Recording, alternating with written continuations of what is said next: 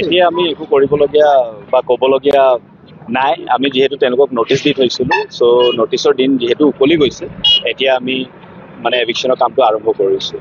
এতিয়া এইটো আছে, লগতে আমাৰ আগতে এটা ষ্ট্ৰেচ আছে, সেইখিনি আমি কৰিম। সদ্যহতে আমি এইখিনিয়ে কৰি থৈ দিওঁ। এভিকশ্যনৰ কামটো আমি কমপ্লিট কৰিলোঁ, তাৰপিছত আপোনালোকক আমি বিতংভাৱে গোটেইখিনি বস্তু ক'ম। ৰাইজ আপোনালোকক কেনেধৰণে সহায় কৰিছে? তেওঁলোকে সহায় সহযোগ কৰি আছে, তেওঁলোকৰ একো আপত্তি নাই। তেওঁলোকক নটিচ দিয়া হৈছিলে, তেওঁলোকে এতিয়া নিজৰ ভৱিষ্যতে উঠি গৈ আছে, কিন্তু দুই এজনে মানে থাকি গৈছিলে। মানে কথাতে আছে নহয়, যেতিয়ালৈ চৰকাৰৰ বুলডোজাৰ নপৰে তেতিয়ালৈ মানুহবোৰ উঠি যাবলৈ নিবিচাৰে। চ' তেনেকুৱা কেইজনমানে ৰৈ আছিলে, সেইকাৰণে এতিয়া গৈ আছে। কোনো ধৰণৰ চিন্তা নাই, যিহেতু আমাৰ ৰাইজৰ সম্পূৰ্ণ সহযোগ আছে। চ' ইয়াতে কোনো ধৰণৰ এণ্টি বা তেনেকুৱা ধৰণৰ বস্তুৰ কথাই আহি নপৰে। গোটেইখিনি বস্তু সম্পূৰ্ণভাৱে আৰু সুন্দৰকৈ হৈ গৈ আছে।